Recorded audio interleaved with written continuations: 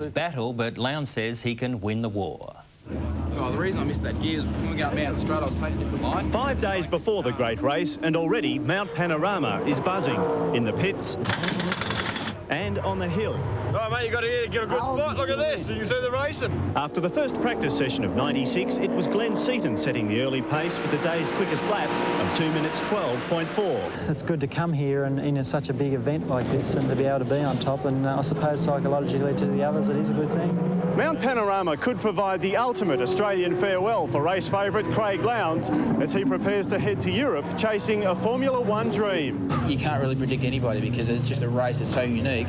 $2 part could go wrong and really stuff the day for you. Again, Bathurst has attracted a class international field, including American Trans Am winner Tommy Kendall. I've heard so many horror stories about it. It couldn't have been worse than I'd heard about, so it'll definitely get your attention. And in the Super Tourers, the only female race driver at Mount Panorama. Don't make a mistake, because if you make a mistake, it's a little bit dangerous. Scottish driver John Cleland, the only casualty on day one, coming unstuck at Caltex Chase. Brent Rees, 7 Nightly News. And for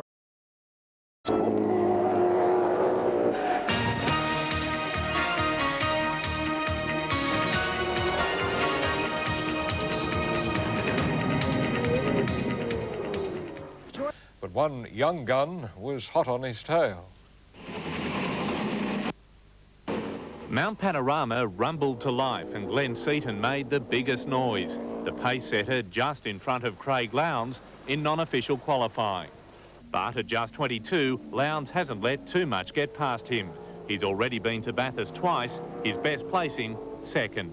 But there are bigger mountains to climb for Lowndes. In 2 weeks' time, he's off to Europe, and as you'd expect, he's gunning for the top. This was my future a couple of years ago, and hopefully now I'm looking forward to Formula One if it happens. But first, he'll have to make the grade in Formula 3000. F1 still a way down the track. I'm sure he'll hold his own without any problems at all, but it is very tough. Alan Jones is a world champion, but his mission now, after 11 Bathursts, is to complete his own scrapbook. There are certain races that probably like to win more than others, and Bathurst is certainly one of them. First official qualifying is tomorrow. Peter Overton for Nightline. In finance has begun practice, that is. Glenn Seaton and his Falcon are fastest at this stage in the first taste of Mount Panorama.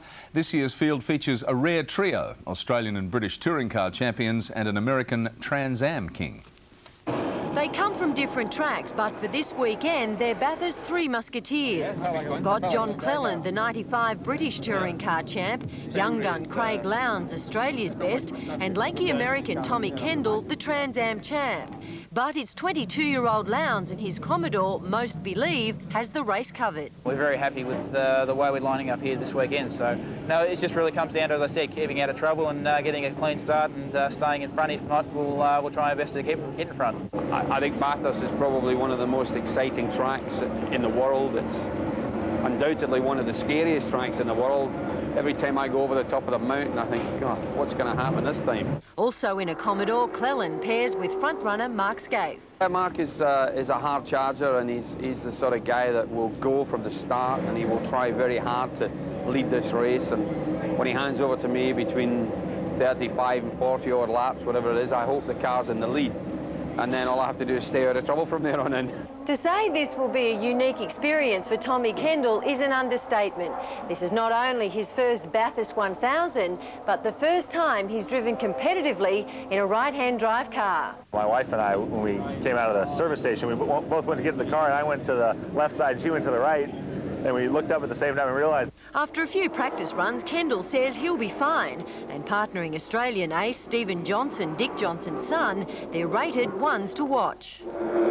In today's opening practice session, Glenn Seaton's Falcon the fastest, Seaton edging out Craig Lowndes by 0.05 of a second.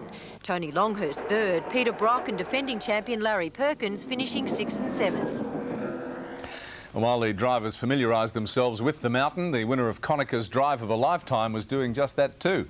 Melbourne's Michael O'Brien won the drive with Tony Longhurst, and once a way of fitting him in was sorted out, time to settle down, take a big deep breath and set sail.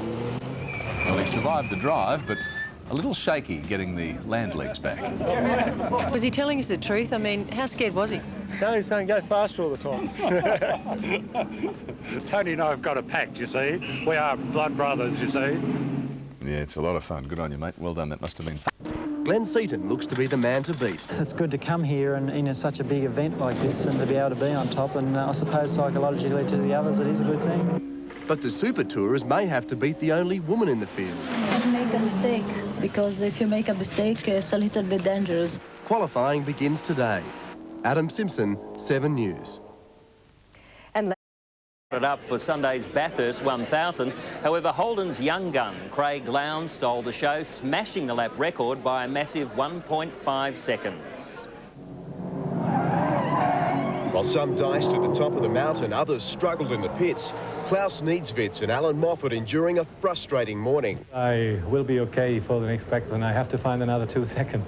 It's like Taslaughter, you've got to be in it to win it, but you can't do that in the pit lane. We've got to be on the circuit. The first official session on the mountain saw a rejuvenated Mark Scaife complete the second fastest lap, 2 minutes 11.5 seconds. Oh, I'd reckon about a 10.5 will be about pole, but I want to be a bloody good lap. Closest to that was Craig Lowndes, half a second faster than the rest of the field, looking to improve. There's some sections of the circuits I'm a little bit slower than Peter at the moment, so yeah, hopefully we can get a little bit quicker. That bid brought the 22-year-old undone in the afternoon, but he wasn't alone. Terry Finnegan also coming to grief. Glenn Seaton's co-driver David Parsons, the quickest of the session, before he too joined the procession of mishaps. Remarkably, car and driver escaped unscathed. The brake pedal just went to the floor, coming through the kink, which I guess you're as quick as part of the track as possible, and I'll become a passenger. Paul Gregg, 7 Nightly News. And for due to a rift between drivers and organisers. The drivers are putting their weight behind a plan to expand the touring car scene. And if the traditional tracks don't agree, the drivers could take their cars elsewhere. Meanwhile, Glenn Seaton's assault on Mount Panorama has taken a battering after his car spun into a sand trap. Just minutes after Glenn Seaton had set the afternoon's fastest time, co-driver David Parsons spun their Falcon, doing more than 240 kilometres an hour. Privateer Terry Finnegan halted qualifying, crashing heavily. Setting the day's fastest time, young gun Craig Lowndes. Drama off course also, Bathurst 1000, Australian motor racing's crown jewel, may change forever if a plan by marketing giant IMG, designed on behalf of the touring car drivers, goes ahead. We're aiming at the moment for the new look series to consist of 16 parts, of which the greater majority of which obviously will be held in Australia. We're looking to do 2 races in New Zealand and 2 in Asia. The aim is to increase the profile, audience reach and earning potential of the events and drivers. We've been basically paying for our own motor racing for many, many years, and it's time that really is stopped, and the people that are making a lot out of it need to sort of start to share it around to the people that are actually putting on the show. IMG has said that no race site is sacred. This fuelling talk that if it fails to reach a suitable agreement with the organisers of the Bathurst race, it'll stage its own event in direct opposition at a different venue. I can't see why we might be able to reach a compromise that's to the better of everybody. It's understood a meeting between racetrack owners and IMG has been scheduled for next week. And now for the very last time. Fastest ever qualifying time for the Bathurst 1000. He scorched around Mount Panorama in just over 2 minutes and 10 seconds, leaving Mark Scaife and Glenn Seaton in his wake. Seaton's teammate, though, suffered a setback when co-driver David Parsons came unstuck at 240 kilometres an hour. Parsons walked away, as did Terry Finnegan, who crashed on the infamous Dipper. Fast by Provisional pole for Sunday's Bathurst 1000.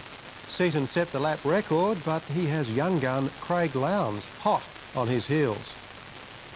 Ford driver Glenn Seaton and Holden ace Craig Lowndes fought for the fastest lap all day.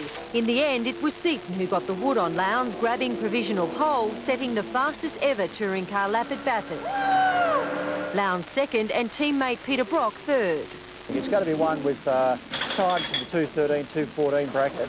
And anyone who can do that all day and read the pace car, get the pit stops right, etc., he's going to win the race. While Wayne Park had some problems, Mark Scaife grabbed fourth. Wayne Gardner came in fifth fastest. Some added support trackside for Wayne Gardner, Olympic champion Kieran Perkins making the trek to the Mount to visit the former motorcycle king.